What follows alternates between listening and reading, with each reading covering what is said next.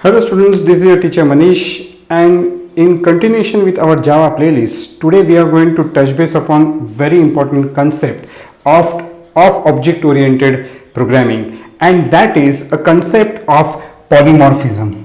Okay, so let us first understand what is the meaning of this word. Actually, polymorphism comes from a Greek word. There are actually two Greek words. One is poly, okay, and another is morphs, right? The meaning of this word is many, and this stands for forms, right? So this is actually what it means. Okay, so something you can imagine, something which has got one name but many utilities, something which is one but actually can take different forms, different shapes. Okay, so this is the literal meaning of the word. Now let us see how this can be achieved in Java, or what is how this can be implemented in Java. Okay, now we have already known the meaning of two things. Okay, one is method overloading, right? And second thing which we have learned is method overriding. If you have not seen these concepts, if you have not seen this, please visit my inheritance video and you will come to know exactly what method overriding is and how it is different from method overloading. But just to probably get, or just to introduce you right now to what method overloading is and see it from the polymorphism perspective, okay, or what method overriding it and see it from the polymorphism perspective, let us understand. Method overloading is nothing but you can have more than one method with same name. Okay, so more than one method with same name, and that is in same class. So to just give you example of method overloading, you can have, say, class X, begin of a class, and here you can have a method name, right, begin, end, and you actually can have same method defined again, right? The only difference is if this has no parameter, this might have one or two parameters. So this becomes the signature of method. Here we can say that actually my method name, okay, is overloaded. Here the method name is actually the name of a method. So I have method name declared twice, and the difference is here I don't have any parameter, whereas here I have two parameters. So, and it is the same class. My class is X. Whereas method overriding is actually implemented using inheritance. And because you have the same name method, okay, you have the same name method declared in different classes, where one is the subclass or child class and another is the parent class. Okay, so to give you an example of method overriding over here, if I have class Y, right, and within class Y, if I have void method name, right, this is begin, this is end. Now I end this class, so this becomes the end of the class, and then I have class Z extends Y. This is beginning of the class, and I will declare again void method name. I will declare again void method name in class Y over here. So method name can be declared twice, right? same method name can be declared twice, and of course it actually can have same signature as well, because in this case the method is actually in the different class, right?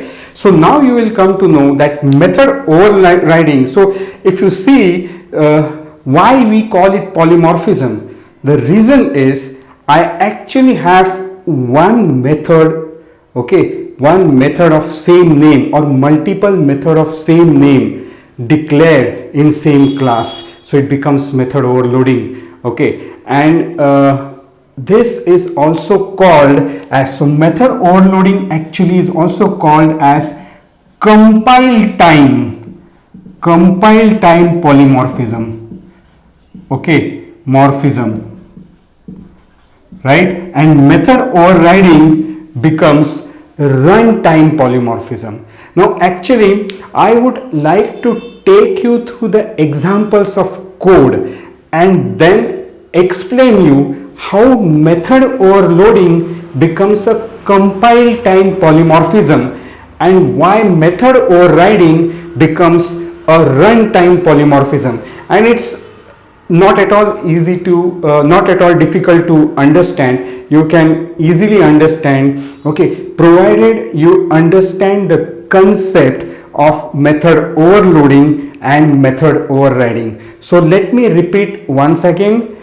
If I have method, same name method declared more than once in same class, then it becomes method overloading. Remember, it's same class, and the method actually is distinguished, or these methods are distinguished from the signature of the method, and signature is nothing but the parameters, the number of parameters, right? Whereas method overriding is same name method but in different classes, where one is the child class and another is the parent class.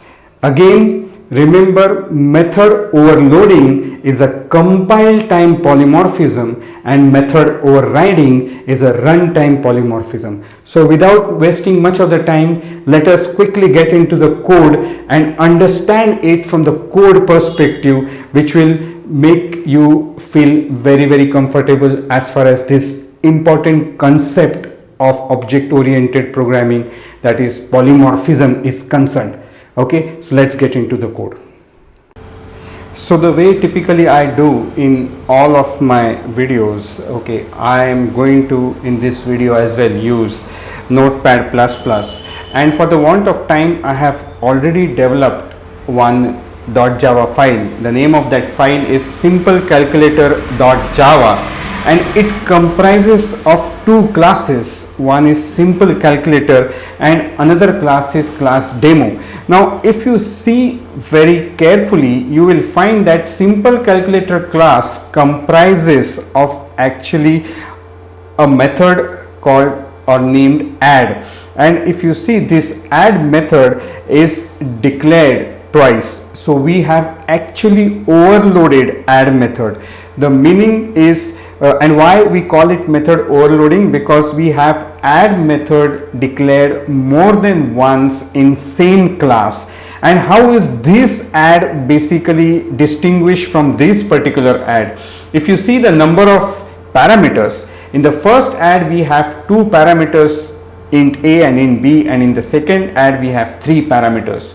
Okay, so this is how we have achieved method overloading. Okay, and now let's see what the class demo is. Actually, class demo is actually our implementation class where we have public static void main, because unless we have public static void main we cannot execute the program. So in that class what we have done is we have basically created an object of type simple calculator, and then we are actually calling or invoking the method, okay, with object obj. Okay, at first instance we are actually invoking the method with two parameters, which is 10 and 20, and in this case what will happen is it will go and call this particular add and just return a plus b, which is 30, and then a 30 will get printed as a part of this system.out.println. Whereas in second case, what is going to happen is I am going to invoke this particular add, because here I am passing three parameters, and what is a plus b plus c is nothing but 30 plus 30 is 60. So first line will print 30 and second line will print 60. That's it. So let us quickly compile this program and verify our understanding. Okay, so simple calculator. So I'm just compiling the program. Okay, .java. Okay, it got compiled successfully, and now remember I need to execute Java demo because my public static void is in demo class, and here you go. So our understanding is absolutely fine. We managed to get 30 and 60 as an output. Now, as we said, method overriding or method overloading becomes a compile time polymorphism. Okay, now having multiple add is polymorphism. Okay, now why we say it as a compile time polymorphism? Because suppose if I actually go and add another parameter here, okay, and I save it, okay, what will happen? Please pause the video and try to find out what would happen in this case. Okay, yes, you are right, because we have actually gone and added a extra parameter, and there is no method add with 4 parameters, so we will get a compilation error. Okay, so that is what okay, you will notice, and here you go, we immediately got a compilation error which said that on Java simple.java line number 19, error, no suitable method found for add int, and int, because these are 4 parameters. So a suitable method with 4 parameters was not found, and this is a compilation error. So my compiler actually ensures and checks that appropriate number of parameters are passed when a method is overloaded and I am calling the overloaded method, and hence this is called as a compile time polymorphism. If I have to make this program successful, all that I have to do is probably I will just overload further the same method, okay, and I'm just going to add the 4th parameter here, okay, and I would say int d, okay, and here I would just go and add d here, right, and this will basically go and make my program, okay, or this will basically compile my program successfully, okay, because now I have ensured that there is a method, okay, add with 4 parameters. Okay, so let us quickly go and check it, okay, and that's it, it got successfully compiled. And if I have to run it, okay, just check what happens. I executed it, and now it, instead of 60, returned actually 100, because 60 plus 40 is 100. Okay, so this is what compile time polymorphism is. Now let us see what is runtime polymorphism, and I mentioned that for runtime polymorphism you need to have method overriding. Okay, so I have another program called bank.java, and what I have basically done, so if you see in this program.java file, I have one class which is bank class, and then I have 3 child classes, okay, because if you see my class SBI extends bank, my class ICICI extends bank, and my class Axis extends bank. So Axis class, ICICI class and SBI class actually are child classes, and I have a parent class called bank, and within parent class I have one method, and the name of that method is get rate of interest, and it is actually of returning the type float. Okay, now the same name methods I have declared in my child classes. So this actually method is going to get override, okay, when actually I have an object getting instantiated of type child. Okay, so this is what method overriding is. Now let us see the implementation method which I have mentioned at the bottom. Okay, now my implementation method name is basically test polymorphism, and why I say it is not implementation method, basically implementation class. And why this is my implementation class? Because I have public static void main in it. Now please have a look at this. What I am doing is I am creating an object of type, or I am actually declaring an object of type parent, and parent is bank, and after that I am actually assigning, because B becomes a reference variable, and my reference variable is going to point to a memory which is of type child. In this case, it is first case, it is of SBI. Now when I do it like this, what actually happens is, when I invoke b dot get rate of interest, automatically at the runtime it will come to know that since it is referring to a memory location, memory which is of type child, it will call the method from child, basically from child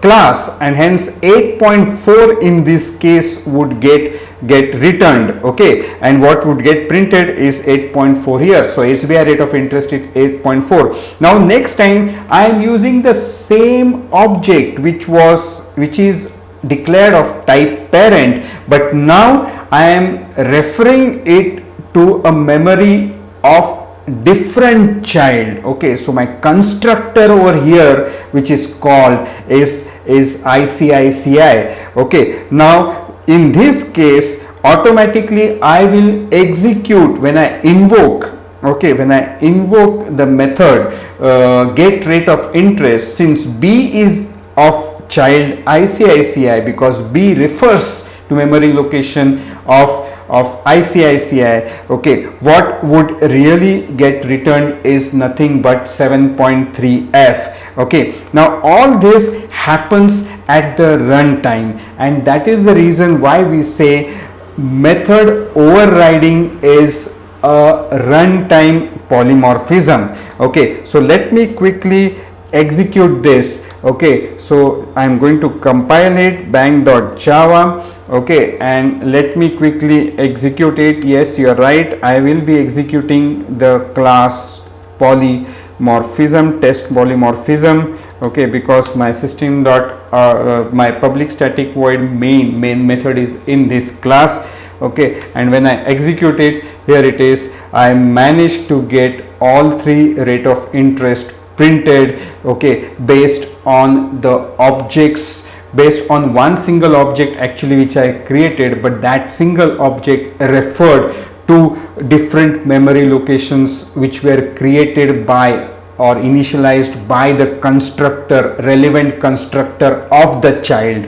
Okay, so this all happened at the runtime, and hence you would immediately understand that method overriding is runtime polymorphism. So what we have seen in this video is basically concept of method overloading and method overriding. Method overloading becomes compile time polymorphism. Overloading is nothing but having same name method declared multiple times in same class.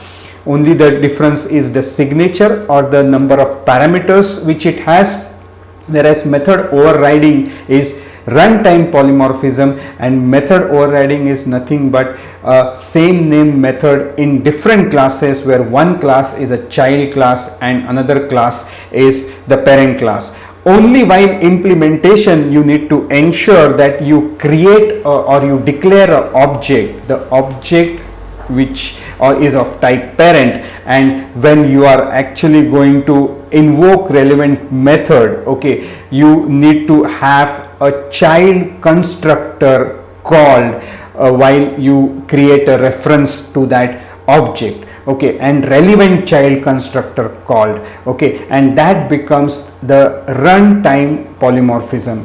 Okay, so I hope you understood this concept. If you like this video, do like it, share it. If you have not yet subscribed my channel, do subscribe it, okay. And in my next video we are going to learn about data encapsulation, which is another important concept, okay, of object oriented. So we have seen inheritance, we have seen polymorphism, and we'll see how encapsulation is achieved in Java. So till then, bye.